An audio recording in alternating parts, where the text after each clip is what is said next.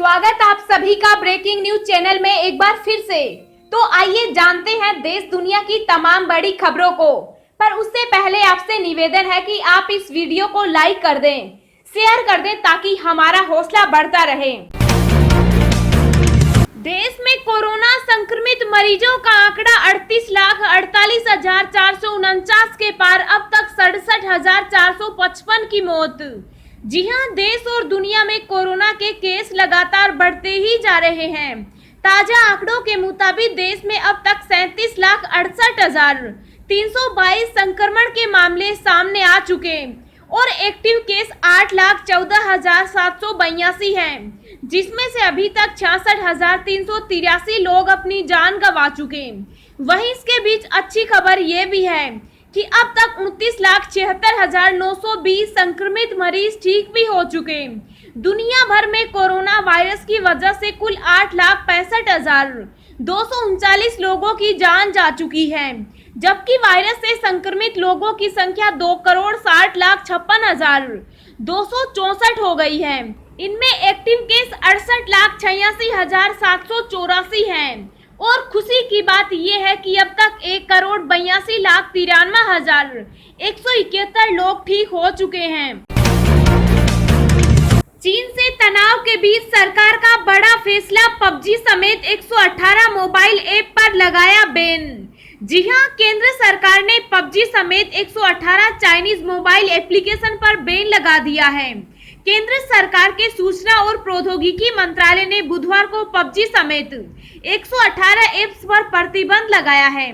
सरकार ने इस बार जिन ऐप्स पर बैन लगाया है उनमें पबजी, बाइडू ऐप, लोक, MV master, bike recipe, Ludo, all star प्रमुख हैं। मंत्रालय ने बुधवार को कहा कि सरकार को जानकारी मिली है कि बैन की जा रही ऐप्स के चलते भारत की संप्रभुता और अखंडता, भारत की रक्षा, राज्य की सुरक्षा और सार्वजनिक व्यवस्था को खतरा है। सरकार ने कहा है कि हमें इन ऐप्स के संबंध में कई सूत्रों से विभिन्न प्रकार की शिकायतें मिली थी कि ये एंड्रॉइड और आईओएस प्लेटफॉर्म पर अनाधिकृत रूप से यूजर्स का डाटा भारत के बाहर भेज रही है, जिसके चलते भारत की सुरक्षा में सेंधमारी के प्रयास किए जा रहे हैं। केंद्र सरकार का ये फैसला ऐसे समय में आया है जब लद्दाख में भारत और चीन के बीच तनातनी एक बार फिर से बढ़ी है।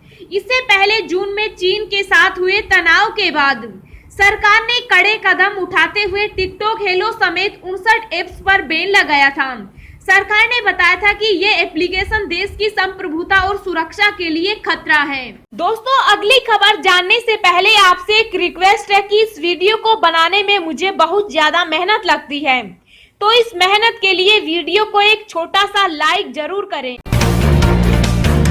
बंगाल की खाड़ी में 4 से 5 सितंबर को इंद्र युद्ध अभ्यास करेंगे भारत और रूस। जी हां, सीमा पर चीन से तनाव के बीच भारत और रूस की नौसेनाएं 4 से 5 सितंबर को बंगाल की खाड़ी में युद्ध अभ्यास करेंगी। यह युद्ध अभ्यास मौजूदा सुरक्षा चुनौतियों को देखते हुए किया जा रहा है। इस युद्धाभ्यास के दौरान सतह और हवाओं में तोपों से लक्ष्य पर निशाना लगाया जाएगा।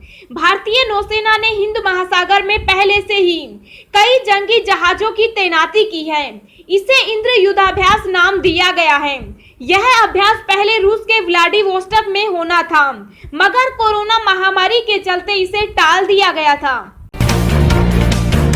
कोरोना से ठीक होने वाले मरीज झेल रहे ये बीमारियां, कई देशों में बढ़ा खतरा, भारत में अभी तक स्थिति ठीक। जी हां, दुनिया भर में कोरोना वायरस अब भी काफी तेजी से फैल रहा है। हालांकि इसकी वैक्सीन के लिए खोज जारी है, लेकिन अब एक और स्वास्थ्य संकट हम सबके सामने खड़ा है, जिसे पोस्ट कोविड सिंड्रोम कहा गया है। दरअसल अमेरिका के national centre for biotechnology information और सीडीसी के वैज्ञानिकों ने कोरोना के बाद का विश्लेषण किया, जिसमें उन्होंने पाया कि संक्रमण से ठीक होने वाले कई मरीजों में दूसरे जानलेवा लक्षण पैदा हो रहे हैं। दुनिया भर के अस्पतालों में बच्चों में हार्ट डैमेज, स्ट्रोक, न्यूरोलॉजिकल समस्याएं, फेफड़े डैमेज या फेफड़ों में कार जैसी घातक स्वास्थ्य समस्याएं देखी जा रही हैं। पाकिस्तान ने 7 महीने में 2,952 बार किया संघर्ष विराम का उल्लंघन, रोजाना 13 से ज्यादा बार गोलाबारी। जी हां, पाकिस्तान दुनिया भर में बेशक दावा करता फिरे कि वह जम्मू कश्मीर के नागरिकों का हमदर्द है, लेकिन सरहदी इलाकों पर की जाने वाली गोलाबारी उसकी हमदर्दी की पोल खोल देती है। मौजूदा वर्ष के पहले 7 महीने की बात करें तो पाकिस्तानी सैनिकों ने अंतर्राष्ट्रीय सीमा से लेकर नियंत्रण रेखा पर 2952 बार संघर्ष विराम का उल्लंघन किया।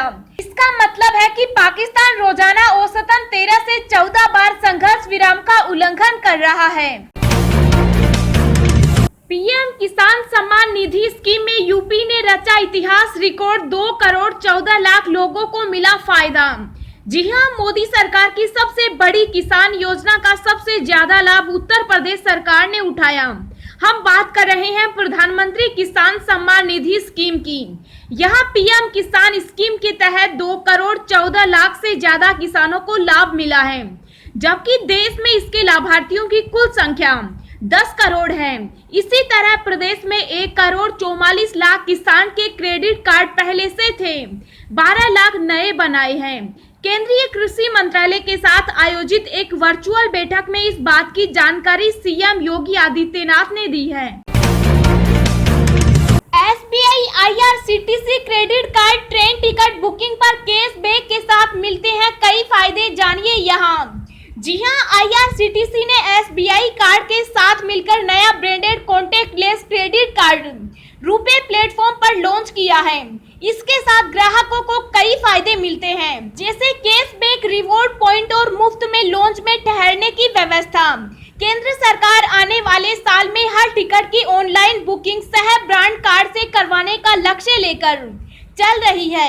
इस कार्ड से ग्राहकों की रेल टिकट बुक कराने पर न सिर्फ अतिरिक्त बचत होगी, बल्कि यह खरीदारी, मनोरंजन इत्यादि पर भी उन्हें कई लाभ मिलेंगे। अब पूरे भारत में घर और जमीन खरीदना हो सकता है सस्ता। जी हां, घर या जमीन खरीदने वाले अगर सपना देख रहे हैं तो वो अब खुश हो जाएं, क्योंकि उनका सपना अब साकार होने वाला है। घर या जमीन खरीदने वालों के लिए हमारे पास एक शानदार खबर है, जिससे आप सस्ते दामों में मकान और जमीन खरीद सकते हैं।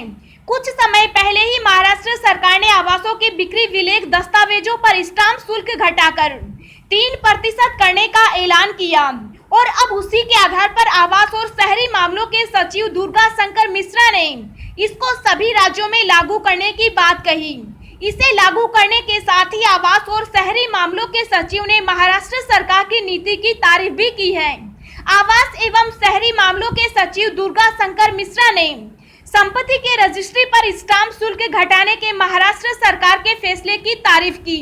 इसके साथ ही उन्होंने रियल एस्टेट क्षेत्र में मांग बढ़ाने के लिए अन्य राज्यों को भी ऐसा करने की सलाह दी। चीन को चुनौती, भारत, जापान, ऑस्ट्रेलिया को मिलाकर नाटो जैसा संगठन बनाना चाहता है अमेरिका। जी हां, अमेरिका चीन को घेरने के लिए भारत प्रशांत क्षेत्र के अपने मित्र देशों भारत, जापान, ऑस्ट्रेलिया को साथ लाकर नाटो जैसा गठबंधन बनाने की योजना पर काम कर रहा है।